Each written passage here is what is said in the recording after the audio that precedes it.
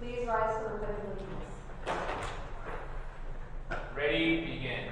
I pledge allegiance to the flag of the United States of America and to the republic for which it stands, one nation, under God, indivisible, with liberty and justice for all. Thank you. Please be seated. Madam Recording Secretary, will you please take roll call? Commissioner Aguinaga, Here. Commissioner Garcia, Commissioner Perez, Present. Chair Ramos, Present. Vice Chair Santana, Present. Commissioner Ursua, Commissioner Torres, Present. Commissioner Sanchez, Present. Commissioner Frazier, Present. Commissioner Vasquez. Present. Thank you. We are phone. Thank you. Seeing a quorum, the meeting is officially called to order. This is time for the commission to consider matters under consent calendar, items included 1 through 4. Do any members have any corrections to the minutes, items they wish to pull for separate discussion, or abstain on?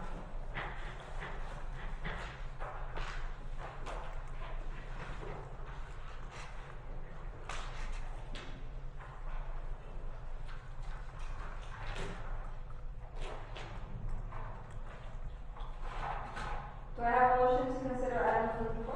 I move. Thank you, Commissioner Aguinaga. Is there a second? I'll second. Thank you, Commissioner Carter. All those in favor, please say aye. Aye. Aye. All those opposed? Is there anyone in abstention? The matter is approved by a vote of, by unanimous consent, with Commissioner Suarez. We will now consider matters under the business calendar. The first item on the business calendar is item number 5, election of officers for the Community Development and Housing Commission for the 2019-2020 term. Will staff report on the matter? Thank you, Chairwoman. Ramos, staff do not have any report on this item. Thank you. Does the commission have any questions for staff?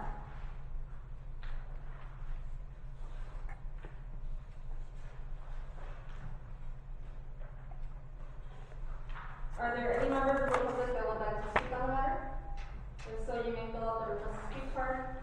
The request to speak form with the recording secretary. You have 3 minutes to speak. Also, we will not accept any additional requests to speak cards once we begin the comment session.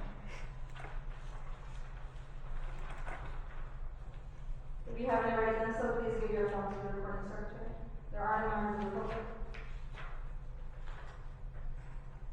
So now is this where we want to the script beyond it? Yes. Okay. So now I'm going to move on to the election of officers. I am opening the election of officers at this time. If there is more than one nomination for an office, we shall vote by ballot. The floor is now open for nominations for chairperson. Are there any nominations? I nominate Suri Ramos for chairperson. Thank you, Commissioner Carter. I second. Thank you. Are there any additional nominations? If there are no, I'll nominate Richard Santana for vice chair. And I second. thank you. So are there no further nominations? Seeing as there are none, the nominations are now closed.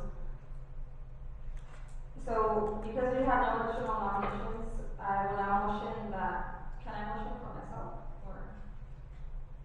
You already asked. Somebody else should vote against. do you want me to make a motion?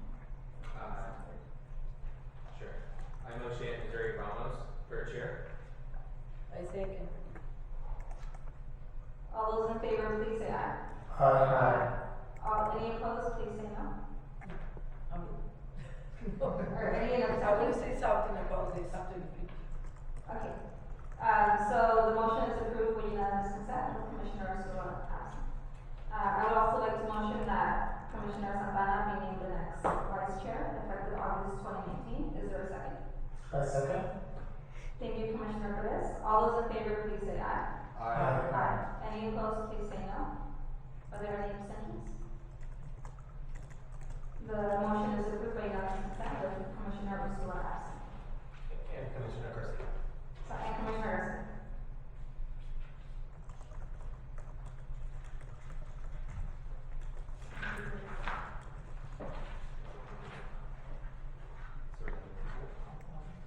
So do we now need to make a motion to approve item 5? And then, Chair Ramos, I believe Commissioner Aguinaga had a comment. Go ahead, Commissioner Reyna, please. Yeah, based on my experience of being here for such a long time on and off, I've been well known to be equality, to be equal and give an opportunity to another and the same board to be a chair and a vice chair. So I believe that we allow the people, it used to be like 2 years, like you guys doing a great job, don't take me wrong, that's great. But I would like to have the opportunity to be a chair, if I'm still in the commission. Move the positions for another 2 people. So, and if they don't want to, then it's different. But I would like to get a chair next time. Thank you. All right. Keep it in writing. Just so people can put it in, like 2 years service, that's good enough. Thank you, and I appreciate your comments, and I'll ask if, do our bylaws say anything specifically in regards to how many times an individual can serve terms? No, we don't have to do this. We'll put Okay, it out. thank you. We can do it. Do we have a motion to approve I have a item? question. Even though they're not in the bylaws, is that what you're asking for them to be put in the bylaws? And if so, is that a possibility? To put it in the bylaws. Because doesn't it say that each chair and vice chair will serve for a year, but there's no limit to how many years? Right, as the bylaws are written now, it's 1-year terms, but there is no max to the number of terms that, a chair or vice chair can serve. It sounded to me like it was just a recommendation. If it rises to the level of wanting to amend the bylaws, that's something that needs to be brought up and be approved and driven by staff to go through that process. So that's something that we can work on before next July. But- Next election, my point is that people complain, even the community outside complain about having, I'm gonna put an example. Mayor Pulido for so many years doing the same thing. We don't want to be like that. We want to be able to give an opportunity to another people if they want to. On the other hand, if nobody wants to, somebody has to do the job. Am I right? So I just try to be fair. Thank you. And I'm sure that you guys. No, thank you. I think you bring up very, very valid points. Yeah. And quickly on the topic of bylaws, I do think that staff had let us know that we would need to review the bylaws, specifically to change the name of our commission. Something we researched into, and that would require a revision to the municipal code, which is above our departmental level review. So it would have to be initiated by our city clerk's office. Okay. Thank you. But if there is interest from the commissioners in reviewing the bylaws, that is definitely something that we can do as a commission. Excuse me, Madam Chair, and now we're talking about changing the name of the commission, or we're talking about still the chair or the vice chair? What are we talking about? So on the topic of bylaws, I had brought up that staff had, at some point believed that we would need to change the name of the commission, because we no longer have a redevelopment agency here, so we're not. So, yeah. But Judson is saying that he realized that change would require a lot more. Okay, well, let's. But if there is interest from the commission in reviewing the bylaws in regards to elections and any other item, that is something that we can request. We already put it very clear, Madam Chair, we okay, so it's still a year to go, so we don't have to worry about that. Thank you. It's here to the city. Thank you. Thank you. So do we have a motion, and I just want to recognize that Commissioner Garcia for this, 5:10 p.m. Do we have a motion to approve item number 5, election of officers for the Community Development and Housing Commission for the 2019-2020? I move. Thank you. Is there a second? I'll second. All those in favor, please say aye. Aye. Are there any opposed?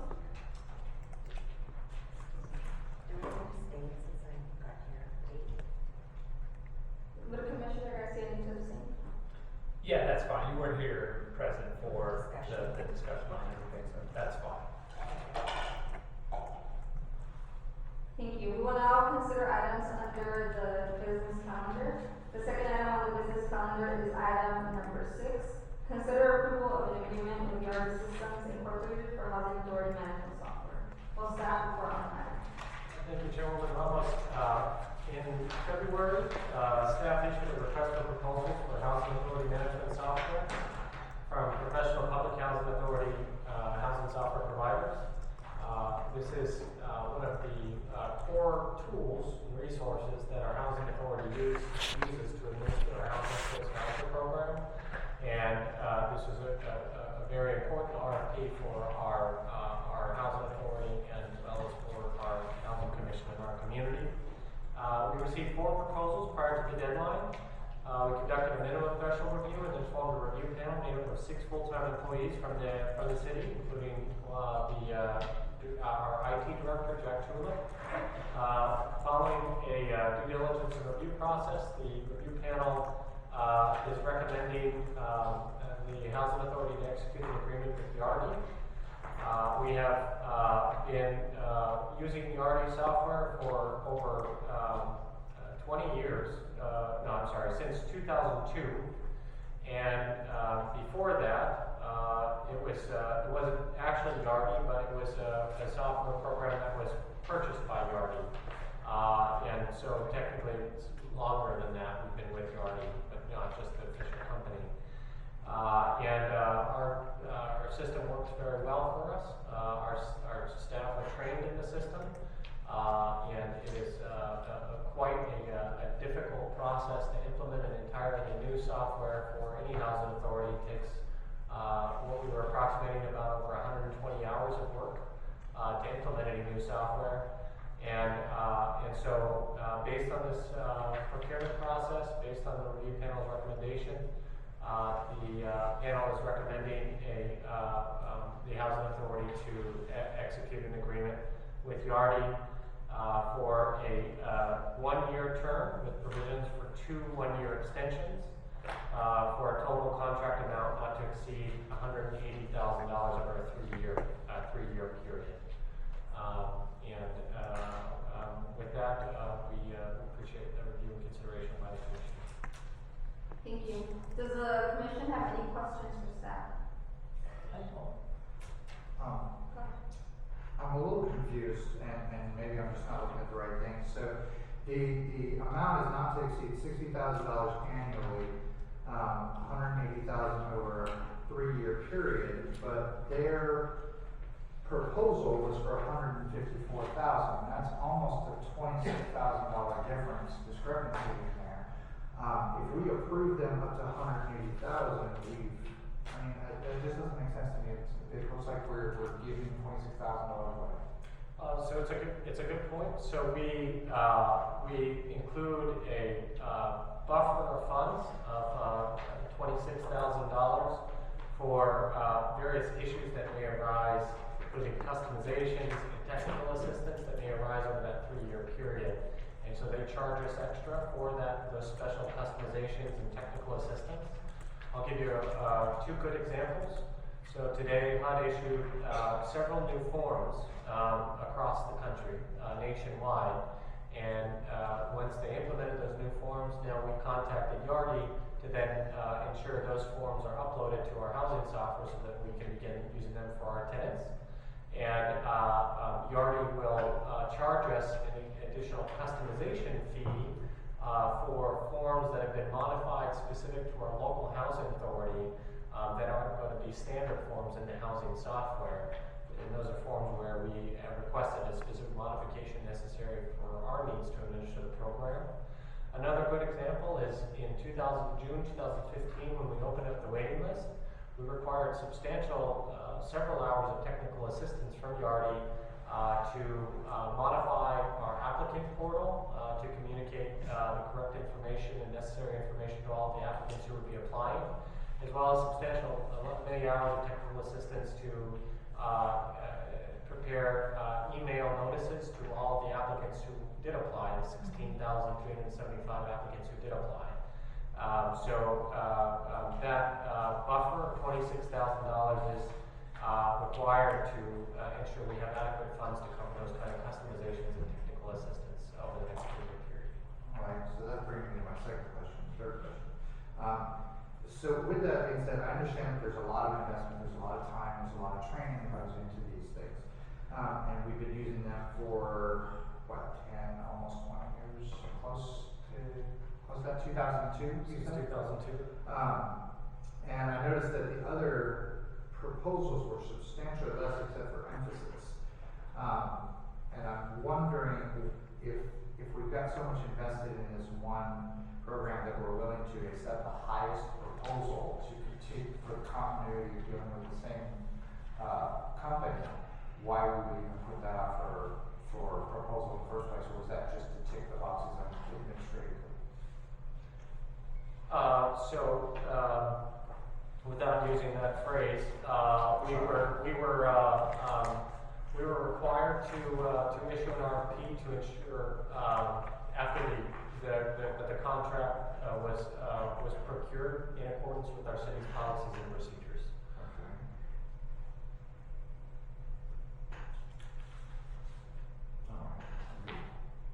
Thank you. Are there any additional commission member comments, questions? Go ahead, Commissioner Perez. I want to say, these softwares are very, very complex, and the issues that go with state, federal guidelines and restrictions are so key and critical. And to have an organization work with us for close to 20 years and being supported by our city staff, yeah, sometimes you can go with the cheap, but I'll tell you, historically, when you pay for something that isn't worth it, we're spending more staff time, more important quality time away from the work that we do. And I think for the price that they're asking for, it's very reasonable when you look at government and agencies as far as software. So. Thank you. Are there any additional comments or questions? No, and there are also no members of the public present. Do we have a motion to approve item 6, consider approval of an agreement with the Urban Systems Incorporated for Housing Authority Management? I move to approve. And I second. Thank you, Commissioner Perez. Commissioner Aguinaga. All those in favor, please say aye. Aye. Any opposed? Are there any abstentions? The motion is approved with unanimous consent. We will now move on to public comments. We don't have any members of the public present today. Does staff have any comments that they wish to share with the commission? Yes, thank you very much, Chairwoman Ramos. We have quite a few comments to share. So first, we want to welcome our new commissioner, Commissioner Roxana Sanchez.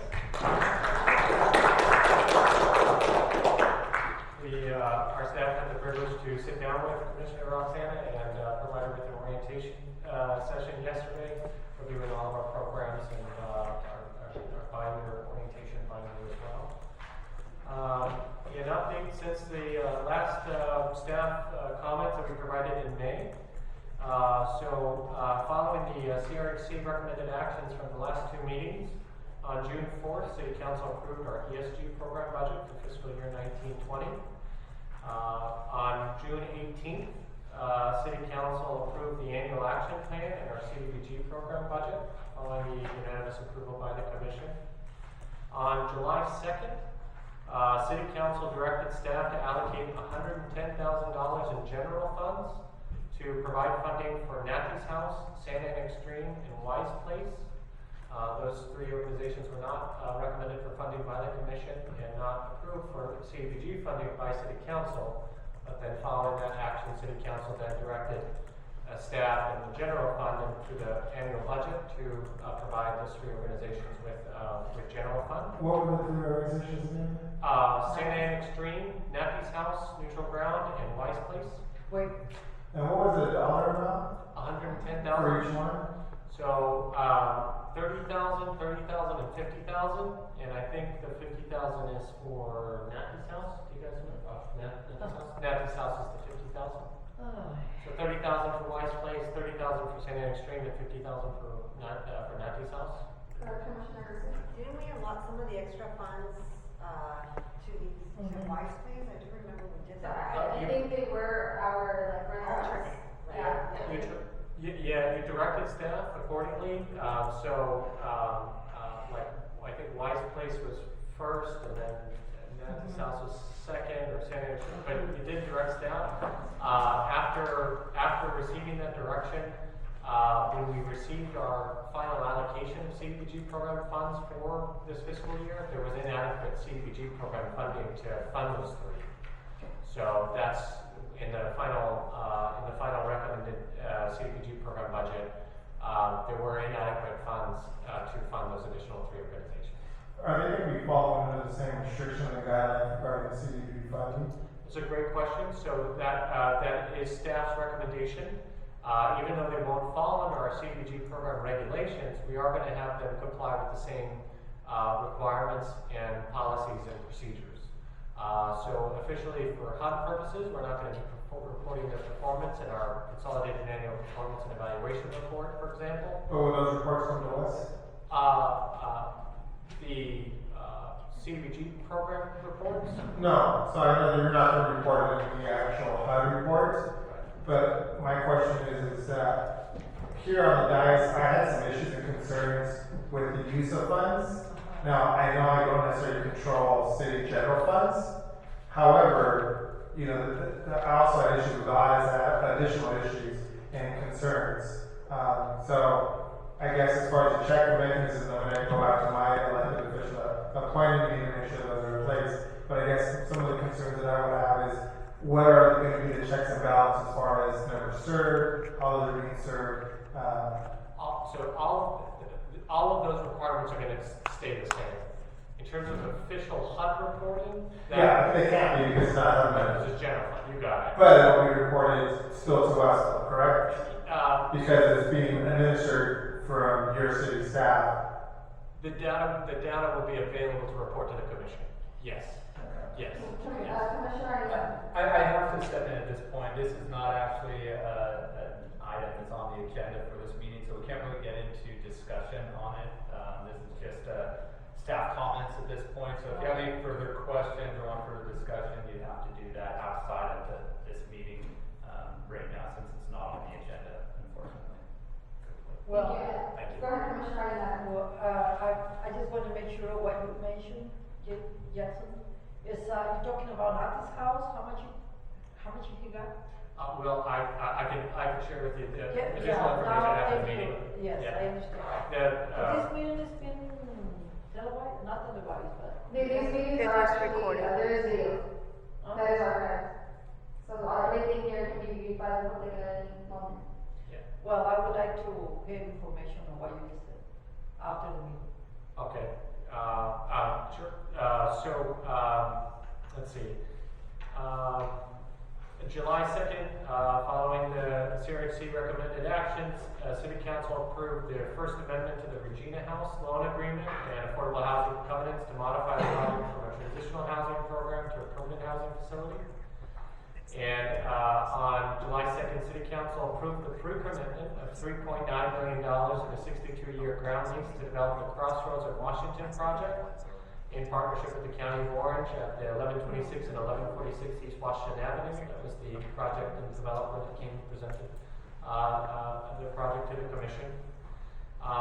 And City Council also authorized issuance of the fiscal year 1920 request for proposals for affordable housing development. The RFP was subsequently issued on July 8th, and the first deadline for proposals is October 15th. Additional staff comments.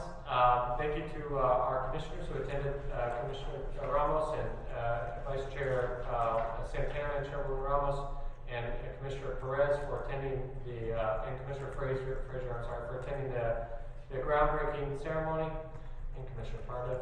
Most everybody was there. For Aqua Housing and for Tiny Tim. At the Aqua Housing groundbreaking, we heard great presentations by Supervisor Doe, Councilmember Solorio, and Ray Brewer. The HUD Field Office Director oversees all of the housing authorities and CDBG programs and HUD programs across Southern California. Staff did follow up and sent a thank you note to Ray Brewer for driving in from Los Angeles to attend the ceremony here in our community. Pre-applications are now being accepted for First Street Apartments and the Santa Ana Arts Collective. Nixels were issued for both projects. Pre-applications for First Street Apartments are being accepted until August 5th.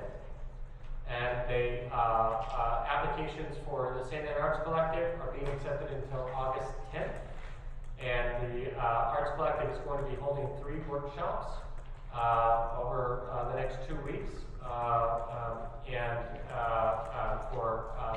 to get the information out to the community. Both projects implement our local preference for residents who live or work in the city, although the Santa Ana Arts Collective has a preference for artists as well who live or work in the city of Santa Ana. On July 2nd, City Council allocated an additional $125,000 in rental assistance funds in the fiscal year 19-20 annual budget. Staff are working on a mobile home rental assistance pilot program and a citywide rental assistance / eviction prevention pilot program to bring it back to City Council for final approval. On July 18th, so this past week, our staff held a sub-recipient training for our Community Development Block Grant sub-recipients. A total of 35 staff members from 20 nonprofits participated in the training. This is the kickoff training that following the allocation of the funds and the award of funds by the Commission and by City Council, this was the kickoff training to give all the organizations orientation and introduction and training to their baseline requirements. Staff also held a training at our work center and familiarized all the organizations with the work center through an orientation and tour of the facility, identifying services and partners available to the nonprofits and their clients. During the workshop, some recipients received information about the importance of their role in implementing our CDBG programs, and they were also provided details about the CDBG program and purpose, maintaining client files for compliance with federal regulations, quarterly reporting and invoicing, and the monitoring of CDBG files. Some recipients were engaged throughout the workshop and asked a lot of valuable questions throughout. They also received their executed CDBG agreements and their MOU with the Santa Ana Work Center to make referrals. The subrecipients for Wise Place and Nathy's House and Santa Ana Extreme were also at the training, even though they are receiving general fund. On July 2nd, HUD issued a NOFA for the Mainstream 2019 Mainstream Voucher Program. HUD is making available $150 million across the country, which will provide funding for approximately 18,000 new vouchers. We will be submitting an application, our Housing Authority will be submitting an application before the deadline on September 5th. I will be submitting an application for 300 mainstream vouchers. We're working very hard right now to utilize all of our current allocation of mainstream vouchers so that we'll be competitive for that for this NOFA prior to that deadline on September 5th. A couple more comments here. About 3 weeks ago, the Department of Housing and Community Development issued a press release recognizing 16 cities in California that have met all of their 2016 through 2021 regional housing needs allocations for all housing affordability levels. So RHNA is the state mandated requirements for affordable housing development in communities across the state of California. And according to the HCD director, only 16 of California's 539 jurisdictions, or 3%, are on pace to build enough housing at all income levels to meet their planning targets. Santa Ana is one of those 16 communities listed that are on track to meet all of our state mandated affordable housing needs and requirements. We are in that group together with Sonoma County and San Bernardino County and Westminster. Those are the only cities that are near our size as a city. I say near, because we're larger than all three. The news was very exciting to our staff, and we are still in the process of drafting a press release to issue that out to the community. Our city was also highlighted in an Orange County Register article on February 28th, 2019, It's one of the few cities in the state that ranked among the state's best performing communities for meeting housing needs. It's a substantial accomplishment that our commission and our city council can be very proud of in meeting the housing needs for our community, although we all recognize that there are more substantial needs that exist. Lastly, three more announcements. We published our Housing Authority Story of Success for July. Mr. Wynn was recognized as our Story of Success for July. All the commissioners received our newsletter. And then our next meeting is going to be on August 14th instead of August 28th. We needed to change the date and time of the meeting in order to ensure that our public notice requirements for our consolidated annual performance and evaluation report were going to be sufficient so that then we could bring the item to City Council prior to its submission deadline in September. Excuse me, Jackson, this might be an appropriate time to let you know that I have a vacation scheduled for that week, so I won't be able to attend that August 14th meeting. Thank you, Commissioner Tardif. Are there any other commissioners who aren't available on August 14th? I'm checking my calendar. What you say, the 14th? Yeah, Wednesday, August 14th. Let's see. So far, so good. I have another meeting in the evening that will conflict. Okay. It's two. You're good? Jersey? Okay. Terrific. Jim? Okay. And lastly, in terms of our hiring and recruitments, we are still undergoing the hiring process for a residential construction specialist. We have a candidate who has accepted a conditional offer, and that candidate is going through the screening process right now, the orientation process right now with our HR department. We're hoping that he or she will start with us in the next 4 to 6 weeks. In summary, I know I covered a lot. Thank you again to those, welcome to our new Commissioner Sanchez. Thank you to those commissioners who attended the groundbreaking ceremonies. Congratulations to the Commission on being recognized as one of the only 16 cities statewide meeting our RENA requirements, a very big accomplishment. And mention about the pre-applications for first year departments in St. Aaron's Collective. Thank you very much. Thank you. We're now going to move on to commission member comments. Commission members, please all that no member may speak more than once until all have had an opportunity to speak. Also, the commission may vote to limit our comments to 3 minutes each if we feel the need. Who would like to speak? Commissioner Aguilar. The Orange County Vector Control is doing like a little clip. And I would like to invite all of you to participate. And this clip, what it does, it's just, all you have to do is just videotape yourself. And then I send you the script. Do you see it? Yes. Okay. You're great. And that way, they asked me to do it in Spanish and English. And I put it on Facebook, my media, social media. And then you can also see it on the Vector Control website.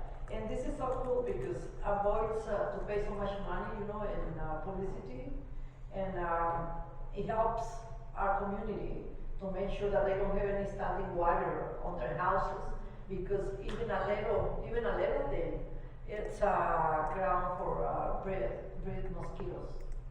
So if you wanted to participate, call me or talk to me after the meeting. Thank you. Thank you, Commissioner Aguilar. So let me first apologize for my phrasing. My mouth got ahead of my brain, so I do apologize for that. And to my fellow commissioner's point, I do understand the RFP process, and I understand that some of these things can become a really big boulder going downhill. That was my sentiment that I was trying to get across. So I do apologize for that. That's all I have. Thank you. Thank you. Commissioner Garcia. If I might, I just wanted to comment too. I said that about your phrase just because I couldn't use the same phrase. That's why. Oh, okay. Well, I'm glad you feel bad. That's what I was thinking. So, yeah.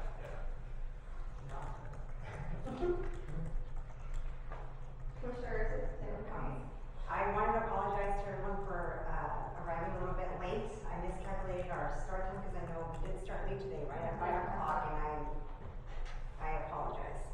I wanted to say welcome to our newest commissioner, Thank you. And I also wanted to say thank you to those commissioners that attended the groundbreaking on behalf of the rest of the commission, for those of us that couldn't make it.